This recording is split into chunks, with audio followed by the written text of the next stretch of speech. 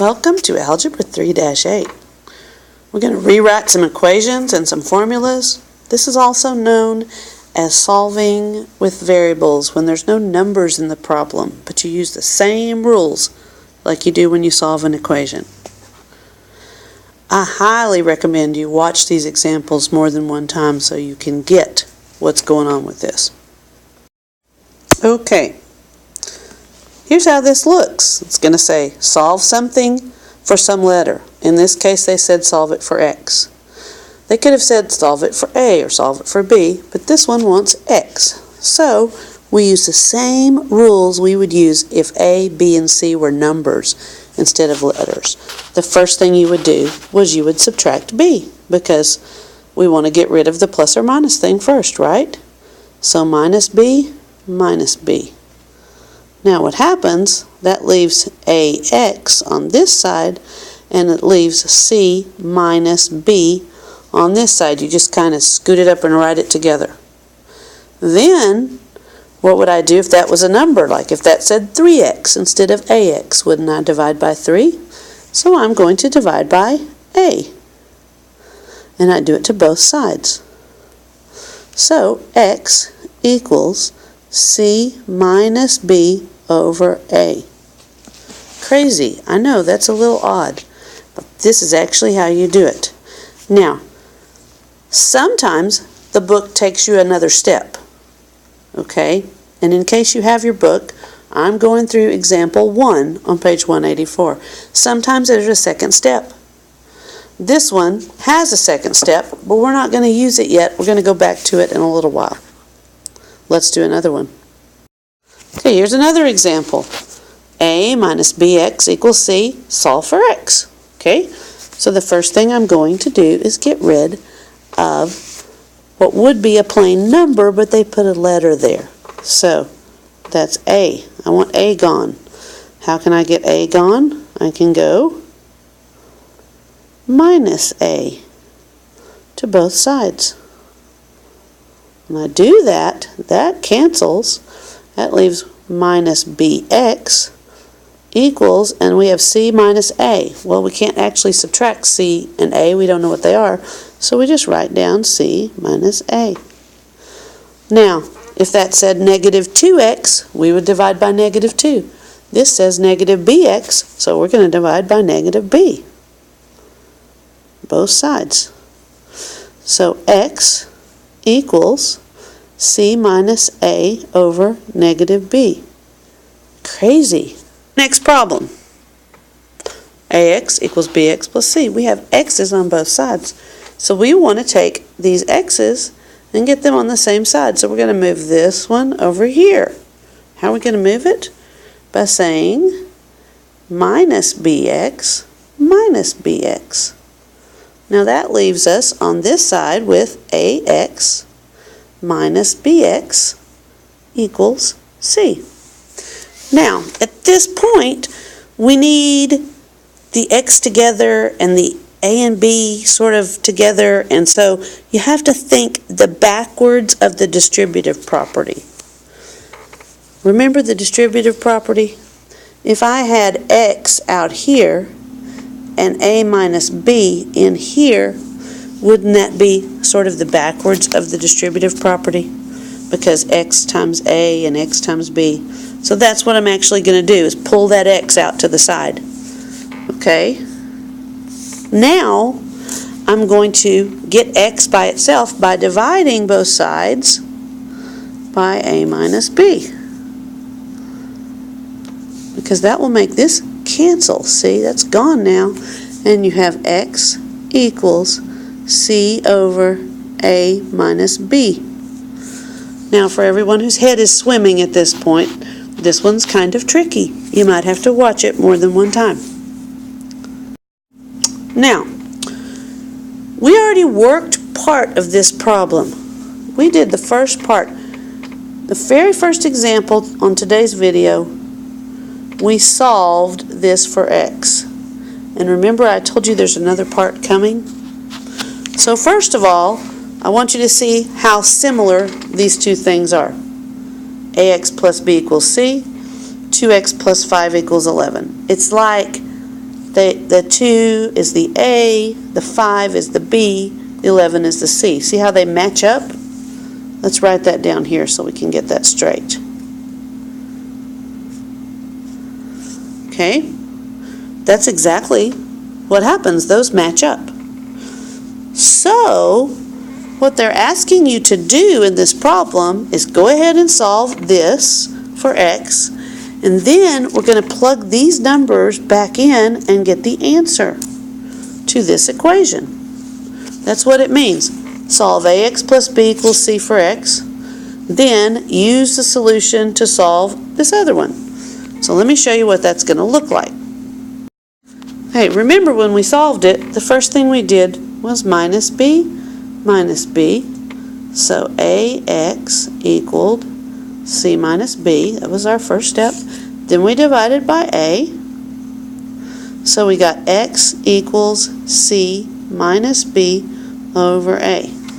Now what they're asking us to do is take the other equation that they gave us, the 2x plus 5 equals 11, and substitute those in. Remember, the 2 would be a, the 5 would be b, and the 11 would be c. So we would go x equals 11 minus 5, because that's b, divided by 2, that's a. Then when you do the math, you say 11 minus 5 is 6.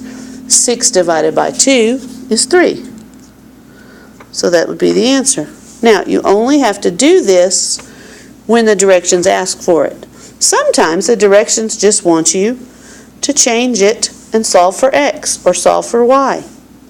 But sometimes they want you to take it a step further and use that solution to find x. You can do that if it asks for it, but you only do this part if it asks for it, like in example 1 on page 184. Okay, example 2, page 185. Brand new directions, exact same concept. It says, write 3x plus 2y equals 8 so that y is a function of x. All that means is solve for y.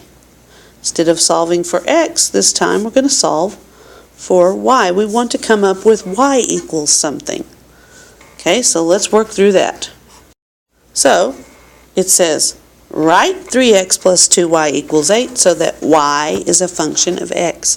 This means solve for y. So, the first thing I need to move so I can have y equals is that needs to be gone. How do I get that gone? I go minus 3x. And I do it to this side. Minus 3x. Now that cancels. That leaves me 2y equals. Now, I'm going to go ahead and arrange it a little differently than they did in the book. Since on this side I have 8 and I have minus 3y, I'm looking ahead to what's coming with graphing, and I'm saying I'd really like my x to be in the beginning. Now they didn't do that in the book. In the book they went ahead and wrote down 8 minus 3x, which is perfectly fine, but later on, if I don't teach you this way, you'll have to rearrange it. So go ahead and put your x thing first. Whatever your x is, put it first. So minus 3x and then plus 8. Isn't that the same as 8 minus 3x? Because this one's negative and that one's positive. Go ahead and put the x first and scoot that other number over. That's perfectly okay. Now, next thing we have to do is divide by 2, because remember, we just want y.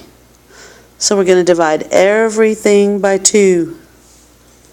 Okay, so y equals negative 3 over 2, leave it as a fraction, leave it in proper x, plus 4. And this is actually the answer. Let's try another one. Okay, here's our next problem. Same directions. Write this equation so that y is a function of x. That means solve for y. So the first thing we need to move is the 5x because we want y equals. So to move that, we're going to say minus 5x. And over here we're going to say minus 5x. That cancels. That leaves 4y on this side. And remember how I like to rearrange this? So I'm going to put the x value in the front. So negative 5x, and that's a positive 20, so plus 20. Now I'm going to take the 4 and divide it out because I need y equals. If I divide this side by 4, I have to divide this whole side by 4. Remember, the way we do that is we say, oh, this part divided by 4, so that's negative 5/4 x, and this part divided by 4, so that's 5. That's the answer. Okay, next example, same directions. Write this equation so that y is a function of x. That means solve for y. Now, turn off your video, pause it, take a moment and see if you can do it without me. Then turn it back on. I'm going to work it out. Okay, to work this out, the first thing we need is for the negative 2x to be gone. So for me to do anything with that, all I have to do is add 2x. And then I'm going to add 2x over here. Okay, that leaves me with 3y because that cancels. And that's going to be, if I rearrange it, 2x plus 6. Now I'm going to divide everything by 3. So y equals 2/3 x plus 2. You do not want a decimal answer here. It's not wrong, but we're getting ready to graph and we need the fraction answer for the slope. So do not change that to a decimal. Just leave it as a fraction. Here's page 1 of video homework. If you are looking at the video homework because you didn't watch the lesson and you skipped to the end and you're looking at this, you're probably very confused. So you might want to go back and watch the video so you know how to do the video homework. Just a suggestion.